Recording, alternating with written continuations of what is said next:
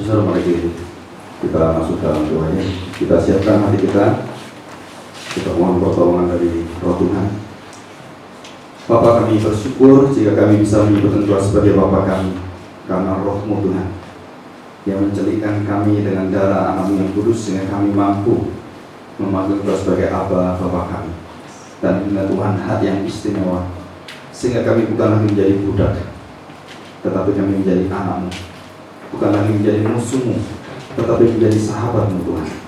Kami percaya status kami yang baru ini membawa kami ke dalam kesadaran yang sepenuhnya bahwa seluruh keselamatan kami adalah berasal dari Engkau, sumber dan juga kasih karunia yang besar, anugerah yang berlimpah, sehingga kami tidak ada kebanggaan atas kelakuan kami, tidak ada kesombongan dalam diri kami. Tuhan, pimpin kami sehingga kami bisa mengerti siapakah diri kami. Kami mau belajar siapakah sebenarnya manusia, sehingga Engkau mau mengingatnya. Siapakah sebenarnya kami yang tidak berharga dan hina, tapi Engkau angkat kami sebagai biji mata-Mu yang sangat berharga. Terima kasih Bapa. Kami serahkan hati dan pikiran kami, dan khususnya persiapan memasuki perjamuan kudus. Tuhan, pimpin kami. Tuhan, berikan kami kelayakan dan keberanian datang ke hadirat-Mu, ke ruang Maha Kudus. Di dalam nama Tuhan Yesus kami serahkan doa kami. Amin. Saudara, di dalam ringkasan khotbah itu sudah ada di sana ya. Nah, kita berdoa supaya Tuhan terus memberikan kepada kita satu pengertian yang semakin hari semakin sungguh-sungguh disempurnakan oleh kuasa Roh Tuhan dan melalui firman-Nya. Kita buka Lukas pasal yang ke-18. Saudara, saya tidak membahas perikop ini karena kita masuk dalam tema, yaitu tema yang sudah diperjuangkan oleh Bapak Reformasi dan menjadi satu kebangkitan di dalam kerajaan Tuhan yang sudah tertidur lebih kurang 1000 tahun. Gereja tidak mengenal akan kebenaran ini. Lukas pasal 18 ayat yang ke-18, demikian bunyi firman Tuhan. Ada seorang pemimpin bertanya kepada Yesus, katanya, "Guru yang baik, apa yang harus aku perbuat untuk memperoleh hidup yang kekal?" Perhatikan saudara, perkataan yang harus aku perbuat. Dan ini adalah perkataan dilatar belakangi oleh hukum Taurat. Jadi harus apa yang diperbuat.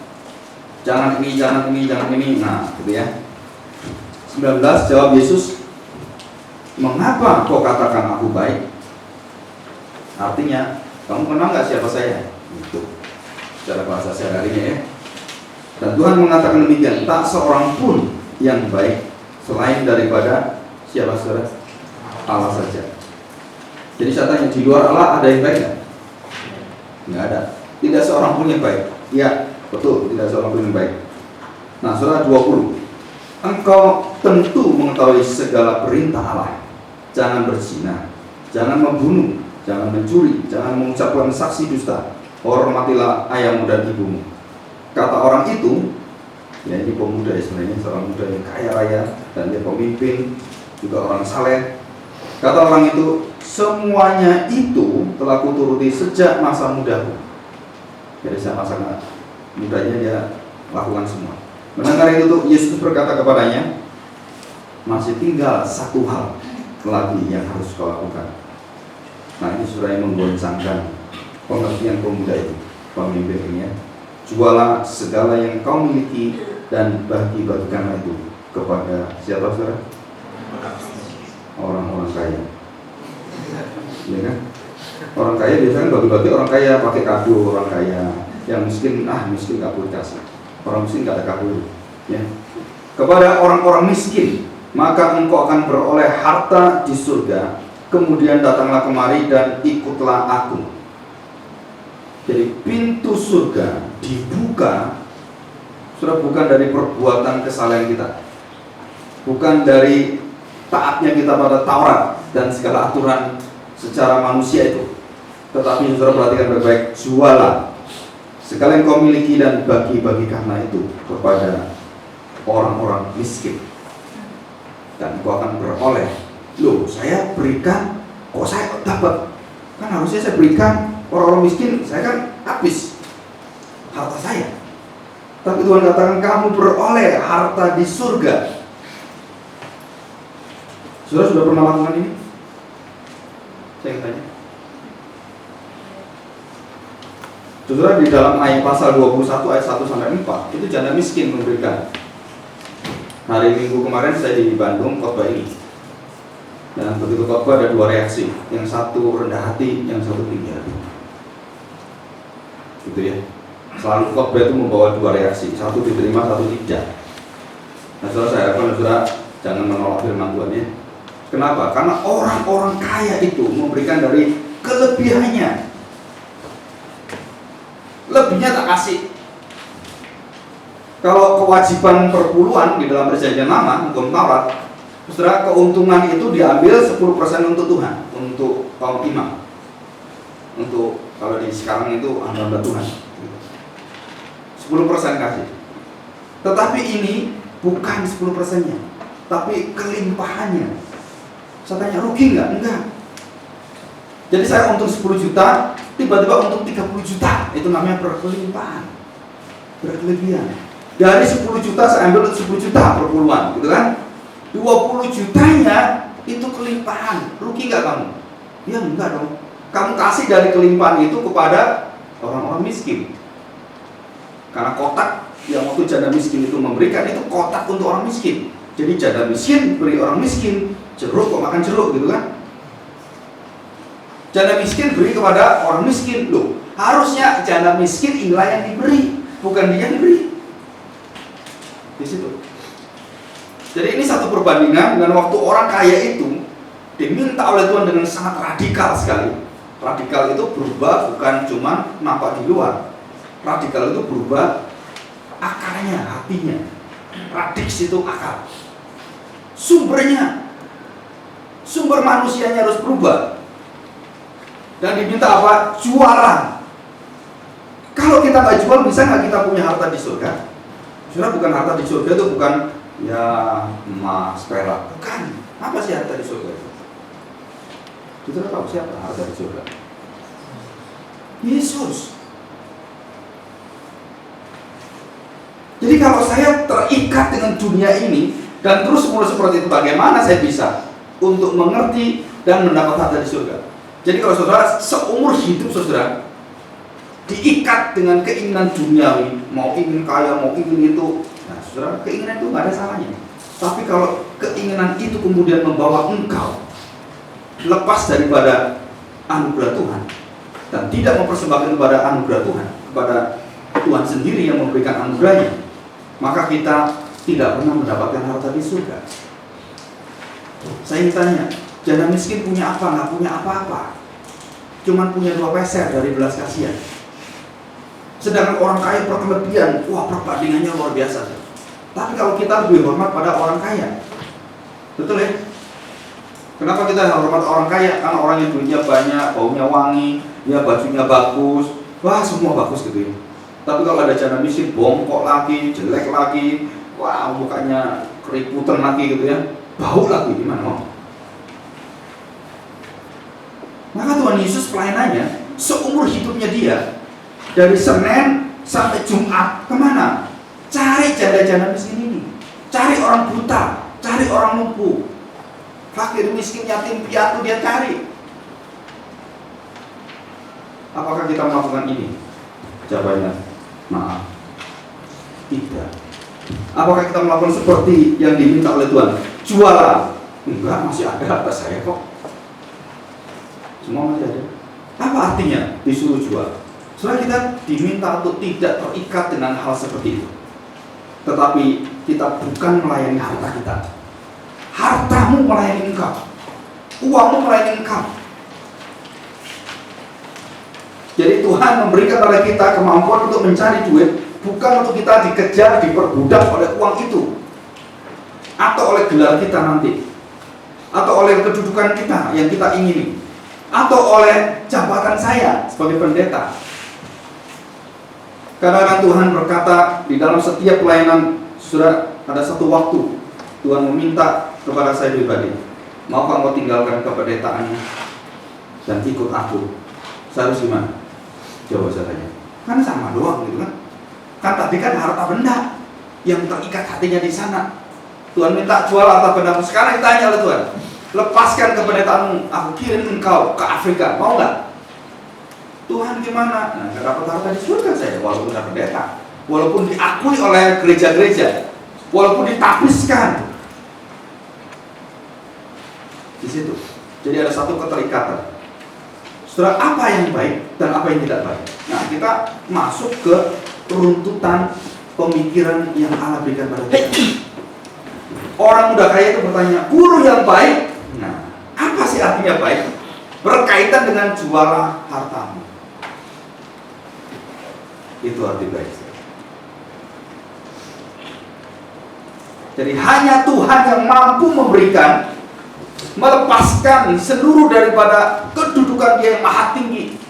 Dia turun, dia mau dihina, dia mau dicemooh, dan bahkan dia mau dibunuh oleh tangan-tangan manusia yang berdosa. Dan itulah arti jualan.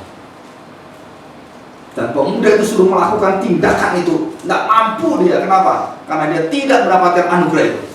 Sebaliknya, Zakius, kalau orang Arab, Zakius, ya, atau Matius, atau Mucukai, kita perhatikan, waktu dia bertobat, nggak usah Tuhan perintahkan, jualah harta benda.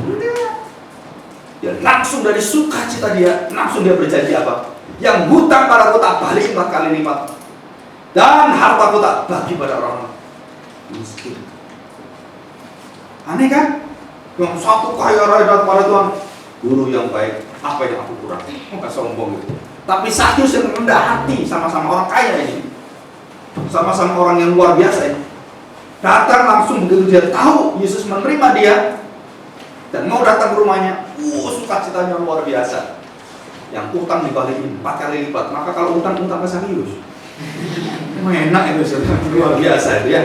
Kenapa utang 100 dikasih 400? Cari ya Zakius rohani saya. Ya mungkin di sini ada siapa? Pak Didi, gitu kan? Udah nih Pak Agung, gitu kan? Maaf Pak, saya lebih bokek Pak. Utang berapa 100? Pak ingat Pak ya, Zakius Pak ya. Yang bener kamu gitu kan? Terus jangan mau diutangi, ya. Kenapa? Suruh balas 4 kali lipat. Kenapa ada satu sukacita? Itu artinya kebaikan. Kenapa bisa berubah dengan radikal? Karena ada satu kebaikan Allah yang ditanam dalam hatimu. Dan itulah yang mengubah hidup kita. Kalau kita tidak mengerti ini, engkau kaya, engkau bisa melakukan Taurat, engkau apapun, bahkan sampai kamu seorang pendeta pun, jika tidak ada kebaikan Allah dalam hatimu, apalah arti khotbah? Apalah arti hidupnya? Apalah arti kedudukan kita? Ibadah yang sejati apa, saudara? Mengunjungi fakir miskin, janda-janda miskin. Sudah melakukan belum? Belum Pak. Berarti beribadah belum? Iya belum Pak. Waduh, jadi orang Kristen kok susah Pak ya? Bukan susah, itu sukacita. Tidak pernah Tuhan mengatakan, ayo kamu ya wajib diri, nggak ada. Semua yang kalau kita lihat perubahan-perubahan yang ada, mulai daripada perempuan Samaria, mulai daripada para, yaitu yang petobat-petobat baru, yang Tuhan ubahkan, mereka bekerja tidak pernah diperintah lagi. Mereka keluar dari hati. Sesudah nanti kita akan lihat kerusakan-kerusakan itu akan terjadi. Dan waktu tidak ada kebaikan Tuhan. Kenapa manusia tidak bisa melakukan kebaikan Tuhan lagi? Karena sudah jatuh dalam dosa. Jadi salah satu aspek jatuh dalam dosa adalah saudara kehilangan kemuliaan Allah. Jadi saudara tidak bisa melihat dan melakukan, mampu mengerti dan menaati kebaikan Tuhan. Sudah nggak akan mampu lagi. Nah, kita baca dalam Roma. Ya, kita baca dalam Roma pasal 3. Ini ayat yang sering menjadi ayat penginjilan sebenarnya. Ya, biasanya pakai ini dan banyak. Roma pasal 3 ayat yang ke-10. Seperti ada tertulis, tidak ada yang benar, seorang pun tidak. Tidak ada seorang pun yang berakal budi. Tidak ada seorang pun yang mencari Allah. Semua orang telah menyeleweng. Mereka semua tidak berguna. Tidak ada yang berbuat baik, seorang pun tidak. Sudah perhatikan. Tidak seorang pun tidak. No one. Not only. Jadi tidak hanya itu untuk Tuhan. Jadi not only, the only one itu untuk Tuhan. Tapi no one itu menyatakan satu posisi status diri kita. Siapa yang mencari Allah? Semakin kau berdoa, semakin kau berpuasa, semakin kau rajin, semakin kau memuji Tuhan, semakin kau menikmati Tuhan yang luar biasa, engkau baru tahu siapa dirimu. Mengapa kau memuji kekudusan Tuhan? Karena engkau tidak kudus. Jadi ini status semua. Kita bersyukur kita bisa memuji Tuhan yang Maha Kudus. Kenapa kau bisa memuji Dia yang Maha Kudus, mau melihat saya, menerima pujian saya?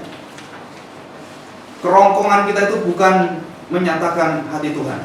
Kerongkongan kita itu menyatakan yaitu kejahatan kita. Jangankan kita, Paulus yang pernah bertemu dengan Tuhan Yesus langsung diangkat ke surga. Waktu dia turun ke surga, dia mengatakan, tubuhku ini celaka. Aku pingin yang baik, tetap yang jahat aku lakukan. Kalau seorang rasul yang sudah luar biasa hebatnya seperti ini masih mengakui ada kerusakan itu dan tetap dirasakan di dalam hidupnya dia dan peperangan rohani itu, apalagi kita. Jadi tidak ada seorang pun yang boleh berkata, aku tidak ada salahnya, aku yang paling benar, kamu yang salah. Sudah nggak ada. Ada orang mengatakan, Pak, kamu yang paling benar itu ibadahnya, pakai cara seperti ini, modern. Ya kamu sendiri yang ngomong benar, yang lain belum tentu ngomong benar. Saudara, kebenaran bukan ditentukan dari kamu bagaimana kamu beribadah, pakai dasi atau pakai sepatu. Oh, kalau pakai dasi pakai sepatu Tuhan itu senang, Pak. Nah, kan yang pakai sandal gimana? Tuhan nggak senang. Aneh ibadah kalau ditentukan seperti ini. Pakai gitar atau pakai drum, Pak? Pakai piano atau pakai drum? Yang pakai drum itu setan, Pak. Yang pakai piano itu malaikat, Pak. Betul gitu? Kita sudah rusak ini. Pengertian sudah rusak. Dan yang merusak itu banyak sekali. Termasuk pendeta-pendetanya yang rusak semua. Kita akhirnya sombong rohani di dalam liturgi, dalam pujian, dalam tetek bunganya itu. Tapi kita nggak pernah ketemu Tuhan. Makanya itu semua keindahan gak ada gunanya. Ketaatmu pada hukum Taurat gak ada gunanya. Liturgimu itu gak ada gunanya jika kau tidak bertemu. Ibadah yang sejati adalah apa, saudara? Sudah dilakukan belum? Nah, saya tanya lagi gitu ya. Kalau belum, kapan dilakukan? Nah, ya, jangan begitu pulang cari yatim piatu. Semua kita cari yatim piatu. Bukan seperti itu gitu ya. Nah, saudara, ada 3 hal yang rusak. Yang pertama, saudara, wilayah fisik kita, tubuh. Apa yang rusak wilayah fisikmu? Kamu akan mati, masuk kubur. Setiap kita mengubur orang, setiap kita melihat kematian teman kita, atau saudara kita, atau orang tua kita, saudara ingat baik-baik bahwa kamu nanti akan merasakan apa itu hati total depravity. Kerusakan itu apa artinya? Setiap kamu melihat orang masuk kubur, Tuhan, ini buktinya bahwa manusia akan mati dan dosa. Dan itu bukti nyata, mati satu persatu dikubur. Nanti giliranmu kapan? Saya nggak tahu. Kalau saya tahu, saya bisa tahu, gitu ya. Kamu pasti ketahuan. Terus yang kedua, fisik kita tidak bisa sempurna dan mati. Itu tanpa dosa. Yang kedua, cara pikir, perasaan intelektual juga rusak. Kenapa saya bilang rusak? Saudara, Adam dan Hawa sudah demikian hancur waktu jatuh dalam dosa. Jadi dia melarikan diri waktu berdosa. Dia tidak mampu lagi dengan pikirannya murni yang dulu yang bisa taat itu. Sudah nggak bisa taat lagi, malah dia melarikan diri dari Tuhan. Dan Tuhan yang mencari mereka. Saya pernah di sini kalau nggak salah ya, bulan lalu atau 2 bulan lalu, saya lupa bulan lalu. Allah mencari manusia. Siapa yang sesat? Manusia. Saya balik. Manusia mencari Allah. Siapa yang sesat? Allah. Nggak berani ngomong Allah kan? Allah kok yang sesat? Kurang ajar. Allah kok sesat? Ngawur aja. Saya tanya, manusia mencari Allah, siapa yang sesat? Ya, harusnya kan kalimat itu kan Allah yang sesat, Allah yang nggak ada, dicari-cari gitu. Itu agama semua. Agama seperti ini, Kristen bukan. Kristen yang nomor satu. Kita mencari Allah. Agama apa? Adam dan Hawa, perbuatan itu agama. Melarikan diri dari kekudusan. Dengan apa? Menyembahkan pohon ara. Dengan cara mereka sendiri, dengan ibadah mereka, dengan puasa mereka, mereka semakin kusuk, mereka semakin rohani, semakin saleh, semakin menjijikkan bagi Tuhan. Dan itu kerusakan di dalam pikiran mereka yang hancur seperti itu. Jadi kita nggak mungkin bisa mencari Allah. Nanti pikiran kita nggak mungkin bisa melakukan apa yang Tuhan mau. Segala kecenderungan hati manusia di dalam Kejadian, mulai Kejadian pasal 3, 4, 5, 6, 7, 8, 9 terus sampai Wahyu. Saudara akan melihat kerusakan itu begitu nyata. Secara real engkau lihat setiap orang mati, sakit, penyakit, nyata sekali ini loh rusaknya. Yang kedua, dalam pikiranmu kita nggak mungkin mampu mencari Tuhan. Saya berikan contoh. Sebaliknya nanti saya akan berikan yang positifnya. Sebaliknya coba diperhatikan. Saudara, waktu orang diadili, seorang koruptor diadili, ada nggak yang tiba-tiba mengatakan, maaf, saya berdosa? Ada nggak gitu? Enggak. Cari pengacara yang top. Untuk apa? Nutupin dosanya. Pengacara itu double dosanya. Kenapa? Satu dapat duit, dua menutupi dosanya orang yang berdosa. Itu lebih dosa daripada yang berdosa.